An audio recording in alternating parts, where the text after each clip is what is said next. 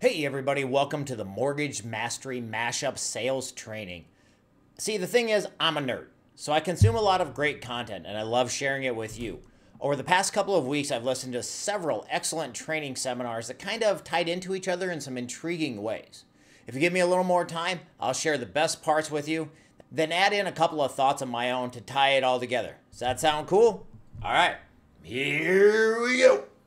We're going to kick this off with an interesting clip from Brian Stevens over at the National Real Estate Post, posting daily content for all of us to listen to, be entertained by, and learn a little bit. Clients. About 1 in 3 non-homeowners, 31%, say they're knowledgeable about the home buying process, but 62% wrongly think it's required to put down 20% on a home, and 66% mistakenly believe buyers pay their agents' commissions fees. Well, hell, that's not a promising start, now is it? The people who think they know clearly don't know based on the rest of what Joanna said. And as far as buyers' commissions, well, that's going to change in the future, but another show for another day. Because what really got me was the 20% down thing. And it does beckon the very simple question. Why isn't answering that question ground zero for every loan officer and real estate agent-based video that I've ever seen? It's nowhere. Hey, you don't need 20% to put down on a house. Hell, you don't even need 5%. Moving on to the next point.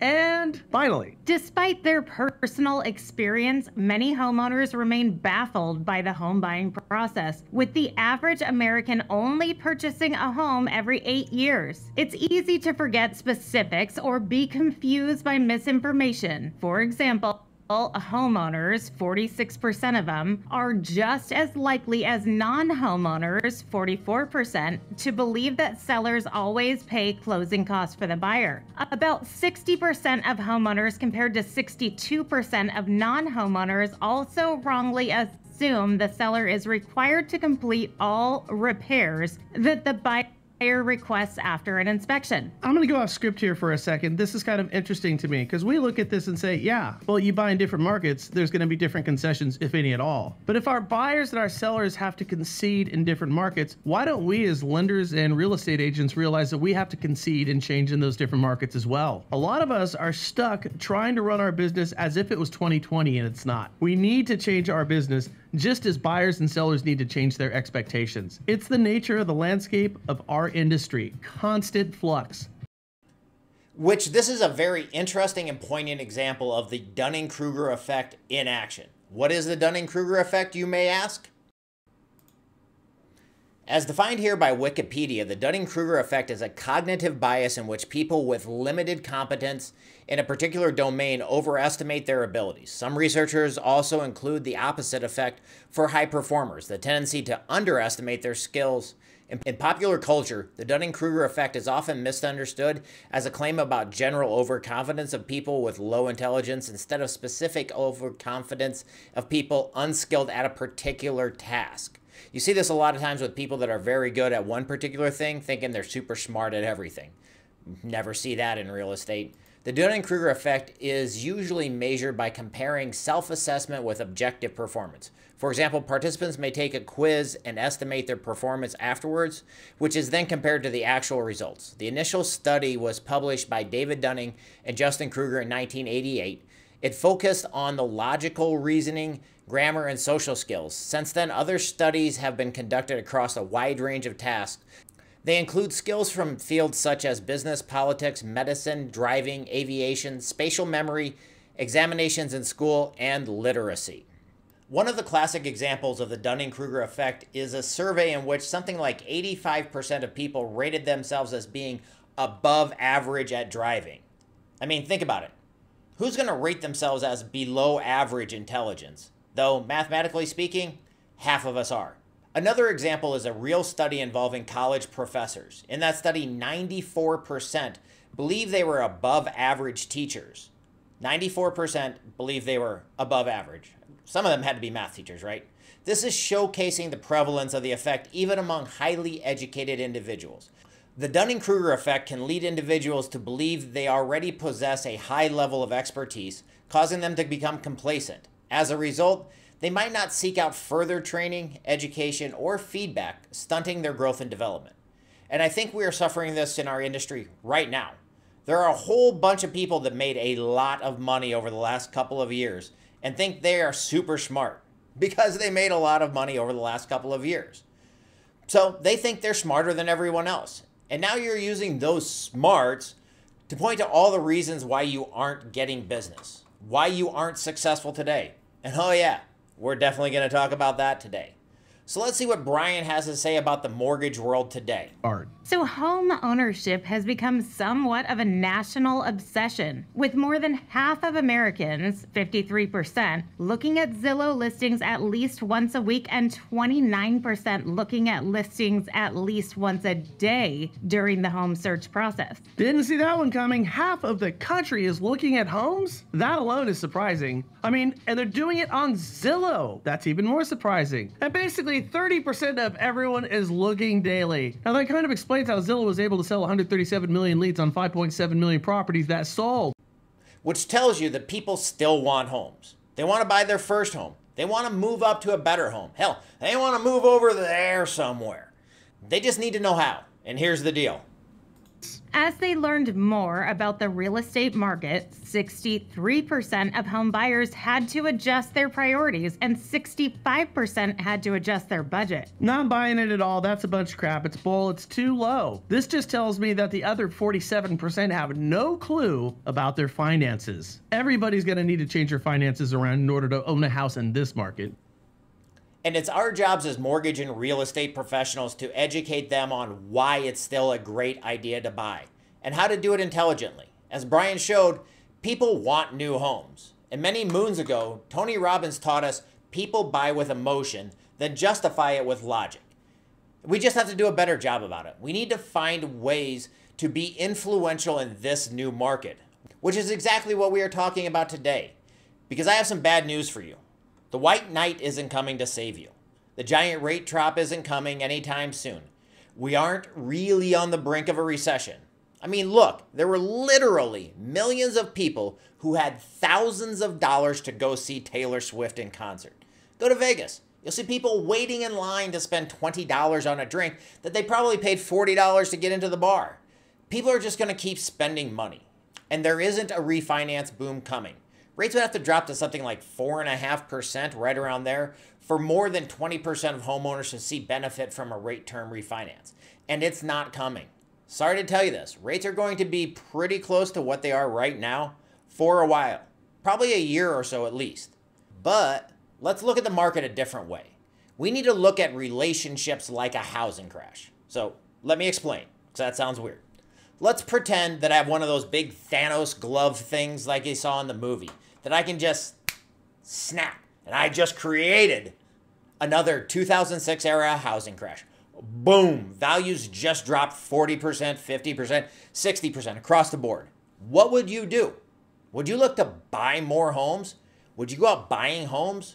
Would you look at buying some cheap land out on the edge of town? I mean, the conventional wisdom says that's dumb. There's a housing crash. Everything's going down. You're going to get screwed. You won't be able to build anything forever on that land you bought. Well, relationships are kind of a housing crash that's going on right now. The same wisdom is telling a whole bunch of you, why would I kill myself talking to a bunch of realtors right now? None of them have any business anyway. Well, that is exactly the reason why you need to talk to them right now. Because that is the cheap land on the edge of town right now. It might not pay off for a while, but if you believe in your town, it will come back. It will pay off. The beautiful part is you don't have to buy this land with cash. You buy it with attention. You buy it with ideas. Be that person that is there for your referral partners through the thin so you can be there through the thick. But here's the thing. You have to go to the edge of town. That means you have to go past the things your competitors are doing.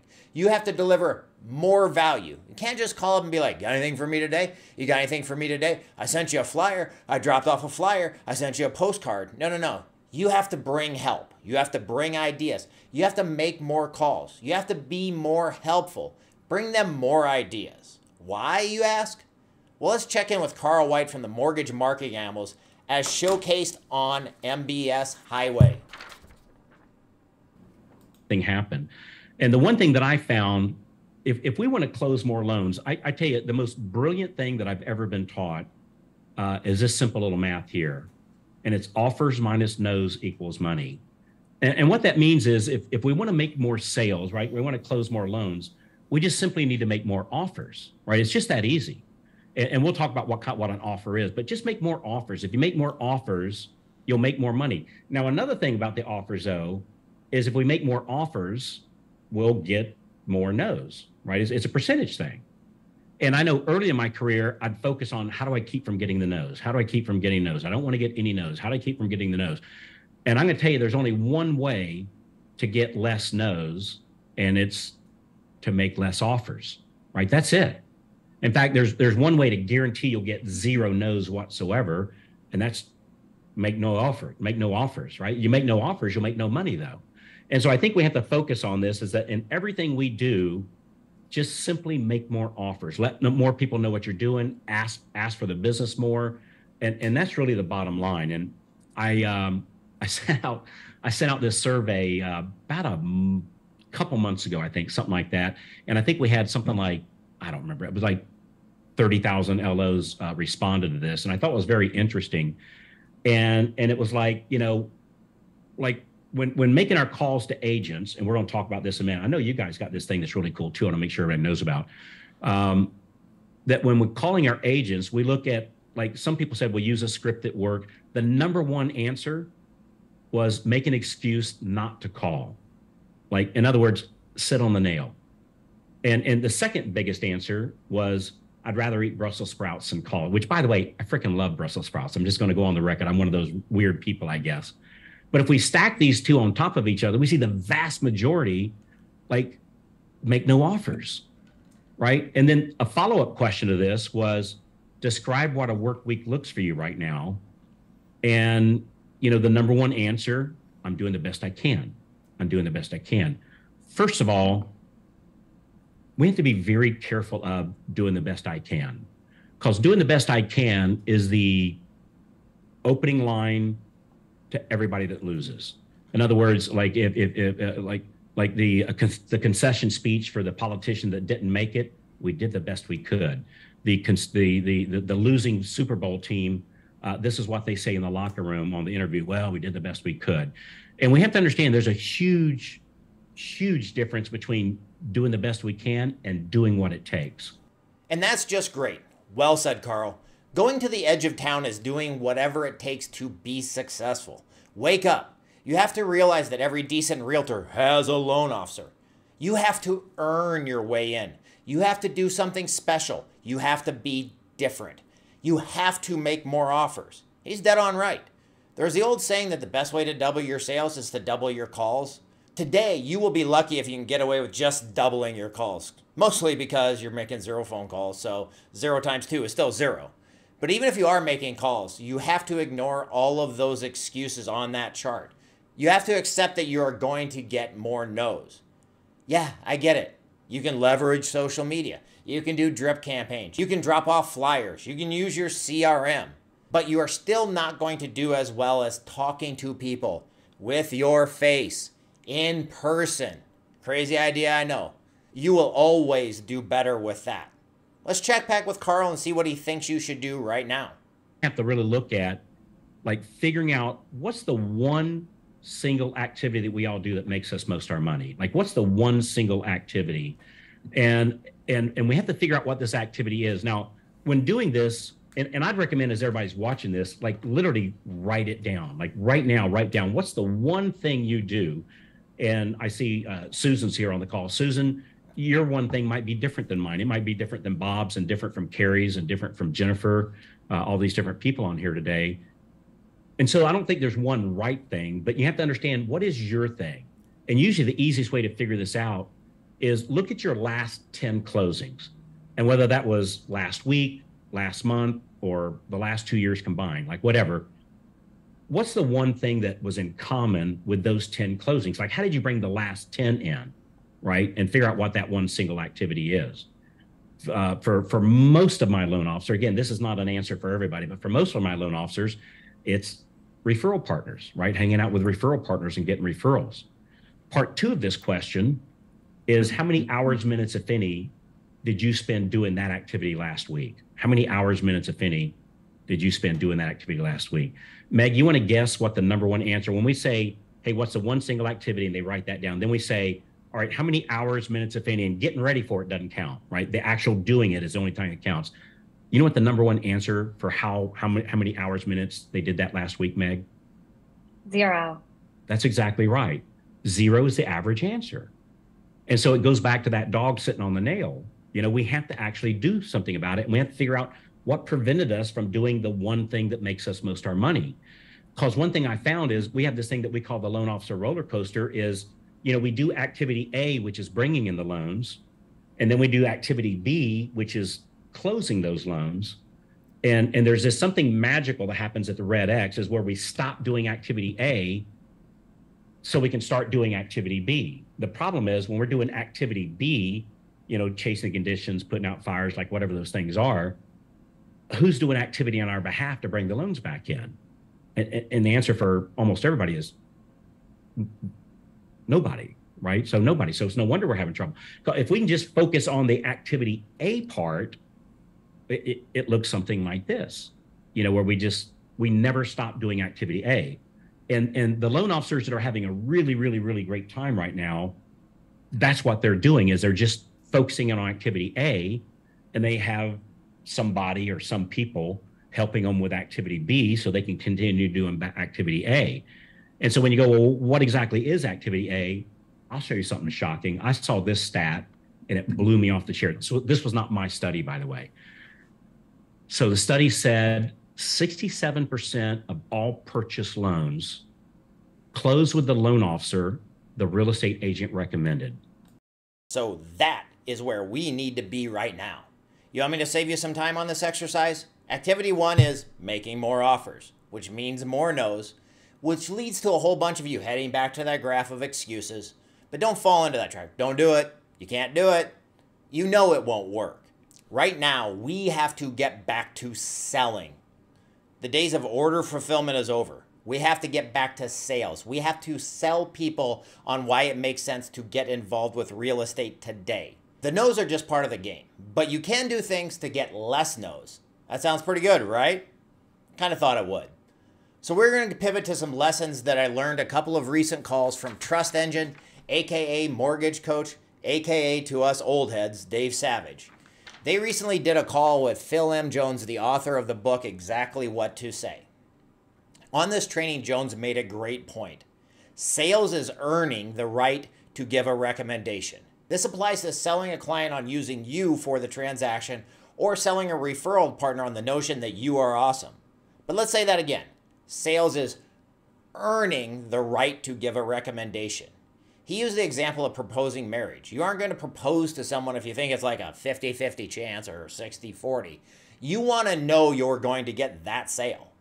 So you should never pitch someone or sell someone until you can say, because you said reason 1, and because you said reason 2, and reason 3, I would recommend this solution. Did you catch that? Because you said reason 1, and because you said reason 2 and reason 3, I recommend this solution. Yep, that means you're going to have to get to know your client well enough to cite 3 things they said. 3 things that they said. If you don't know 3 things, you need to get to know them better. You aren't there yet. You don't know their problem well enough to give an offer. You haven't earned that right yet. This isn't a visit to your general doctor at the cheapest HMO on the list. You don't have just 18 minutes to figure this stuff out and give a proposal. Take your time. It's not like you got a bunch of transactions to work on right now. But per Phil Jones, the 2 most important skills you can have are empathy for their needs and being curious about their situations. So you have to be curious enough to ask as many questions as it takes to find out what they have going on. And you have to be empathetic enough to give a damn. Seems pretty simple, right? Well, it should, because it kind of aligns right up along with being a good person. Just saying. And speaking of things that align, according to Jones, once you hit the show me you know me button with your client, the situation changes to us versus the problem. Us versus the problem instead of me against you. Right now, the problem is I want to buy a house, but people say it's a bad time to do it. Well, once you are on the team, you can present some solutions. If you don't do this with your clients, take Mortgage Advisor off of your email signature and your dumb business card. You haven't earned that yet. And buddy, you have to earn that trust if you're going to pivot a homebuyer conversation to where it needs to be right now. If you remember the earlier video with Brian Stevens, he said 63% of homebuyers had to adjust their expectations and their budget to buy right now, which is probably a low percentage, like he said. And our customers don't like that. When you talk to people around the industry, the biggest objection to overcome is, I don't want my house payment to be that much higher than my rent is now, which is tough. However, on a different Trust Engine Mortgage Coach call, we had a great conversation with Denise Donahue, who taught how she immediately reframes this question over to, yeah, but what about your net worth? And at the end of the day, we're trying to wow the clients and provide true financial. Oh, and the best part, Dave, is when I show them the rent, the short term and the long term of like, even if you buy today or you buy in March when your lease is up, your net worth is greater no matter what decision, no matter if they buy a 250 or a 300 or a 325.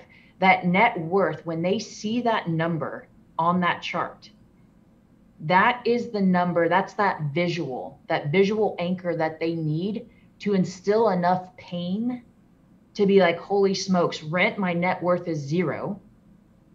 Owning, my net worth could be anywhere between $300,000, $350,000, $400,000 more. Now you ask the question, what would you do with an extra $300,000 in 10 years or 15 years? And you start going into dreamland with them. Did you hear that part? That part right there on the end? You go into dreamland with them. That's a pretty high level of trust. And dreamland is one hell of a good place to take a prospect if you want to turn them into a client and a friend. I really like that angle of bringing the conversation of net worth into it. Reframing conversations is such a critical skill when you're trying to influence people, whether it's influencing your clients, your referral partners, your kids, your spouse, or even trying to get out of a traffic ticket. It's all about influence. And you want to influence your clients to think about the increase in net worth, not the increase in their monthly payment. No matter how many times you post that stupid, when you rent, you pay 100% interest meme on Facebook, people aren't going to get it until you explain it to them. You have to earn their trust, then explain it to them. There are tons of tools you can use. Mortgage Coach teaches on their TCA or total cost analysis. MBS Highway has their buy versus rent tool. And I wanted to create something different for our people, so I built my own. Here's what it looks like. The purpose of this tool is to give our clients a quick way to wrap their brain around the profit potential from owning real estate. So a lot of people that have never owned a home don't realize the kind of money you can make from appreciation on it. So I wanted to drop a quick spreadsheet that can show people and spell it out in very simple terms exactly what the potential is. So we're going to start at the very top here and say, what is the purchase price of the home you're buying? So let's say we're starting out with a $400,000 house. So the purchase price is $400,000. How much are you putting down as a down payment in terms of a percentage? So let's say it's 5%, which is $20,000 of your money. That's the second thing that we really want to illustrate as part of this exercise is the return on their money. Their money. That's what people on Wall Street, people in the investment world really want to pay attention to is how much am I making on my money? Now let's add in the closing costs. Let's say there's another closing cost of $5,000, which means that your total cash investment is $25,000. So with 5% down and $5,000 worth of closing costs, the seller is not paying anything in this instance. The borrower is coming in with $25,000 of their money. So let's look at the appreciation. So let's do some estimates here. So we're going to go to the next 6 years. Let's say that next year the home goes up at 8%. After that, it comes down to 5% the following year. Say it goes 6% the following, back up to 7, 8, 9. So some fairly reasonable predictions on home price appreciation. Actually, let's even get one more aggressive. Let's say nothing in that third year. So 8% the first year, 5% the next year, nothing the next. Year 4 would be 7%. Let's actually bring that down to 5%. Then we'll go 7% and 9% in year 6, which means that your $400,000 home would be worth $432,000 at the end of year 1, $453,600 at the end of year 2, Still $453,600 at the end of year 3, $476,280 at the end of year 4, $509,619 at the end of year 5. You get the gist here. That means in year 1, you'd make a profit of $32,000 on your $25,000 investment. So you invested $25,000 and returned $32,000. At the end of year 2, you will have made $53,600 on your $25,000 investment. At the end of year 3, again, $53,600 at the end of the $25,000 investment. So that's the big thing, is we're talking about this $25,000 investment. Yes, some of you are going to go, well, yeah, but you have to make payments, but you would have had to make rent. So either way, you're making a payment on your living situation. So we're just going to kind of wash those out. This isn't an exact measure. It's to give the illustration of a couple of key points that we're going to get into this next section. So in the purple section, keep in mind that you did not invest $400,000 of your money into the purchase of this home. Let's read that again. You did not invest $400,000 of your money into the purchase of this home. Your real cash investment is a total of $25,000. So even though you get the full benefit of value going up, your initial investment doesn't change. So you actually make a 28% return of your money in the first year. So you actually make a 28% rate of return on your money in the first year. So this is the big thing that we need to get people thinking about, is the smartest, the wealthiest, the richest, the best investors in the world pay attention to rate of return. They pay attention to rate of return and net worth. So they actually make a 28% rate of return in the first year because they invested $25,000. The house went up $32,000, so 28% rate of return. After the end of the second year, you will have made a 57.2% per year rate of return. By the end of the third year, you will have made a 38.1% per year rate of return on your money. So as you can see, at the end of that sixth year, you will have made 82% return per year on your $25,000. If you talk to a hedge fund manager on Wall Street that said that you had an opportunity to show them something that would make an 80% rate of return, they would give you all of the money in the world. The largest Ponzi scheme in recent history was Bernie Madoff, who made billions of dollars, wasted billions of dollars by promising a 10% per year rate of return, which is ungodly. So let's look at how this compares. So we talk about what is the S&P 500 index. So the average annualized rate of return since adopting 500 stocks in the index in 1957 through the end of 2021 was 11.88%. So making 87% or anywhere near that is an astounding rate of return.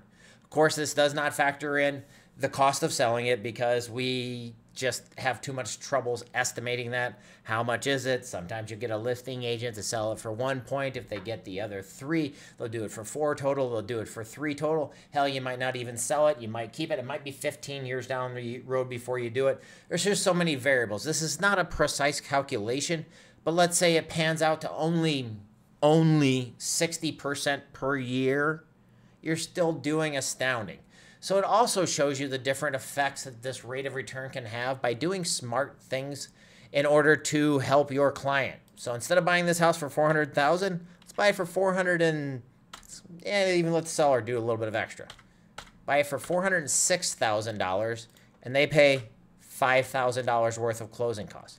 So that means that that $25,000 investment goes down to $20,300. Their rate of return in the first year is now 60%, second year is 84%, and then third year is 56% per year. Heck, people don't want to do, oh, the interest rate is so high on a 0 down loan. Those DPA rates are so high. Okay, let's validate that. got a $410,000, say we buy that $400,000 house for $410,000, so our offer looks a little more attractive. We're going to do 0 down, and the seller's going to pay for those closing costs. Your cash investment is $0. Actually, we got to put in a number just so we can do a rate here. So they messed up the HUD. You have to bring in $1. You're buying this $400,000 house for $1. You actually make a 3.2 million % rate of return on your money that first year. So you can definitely see the power. This is ridiculous. It's a ridiculous number. It's a ridiculous estimation, but it shows the power of owning a home. So the question shouldn't be, is it smart to buy a house with interest rates where they are and what's going on? The question is, how many can I buy? Okay, let's bring it all together. First, Brian Stevens showed us that people don't know jack about home buying, but they want to buy. Second, Carl White taught us the key is that you have to make more offers. You have to. You just have to. You have to. But yeah, you're going to get some no's with that. You just have to live with that. Then Phil Jones taught us that you have to earn the right to give a recommendation. You have to earn the right before you sell. You do that by using empathy and curiosity to have them state 3 reasons they want to buy now. But you are going to have sticker shock over the price change. So you have to be ready to explain to them how debt ratios work, that if they do buy at this because of debt ratios, they can probably still afford to live, and then bring them to dreamland by anchoring their mind on the increase in net worth. You can do it.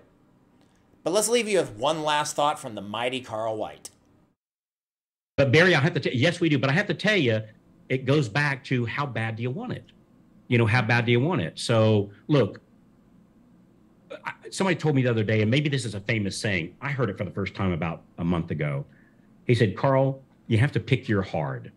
So is getting up at 5:30 in the morning hard? Yeah.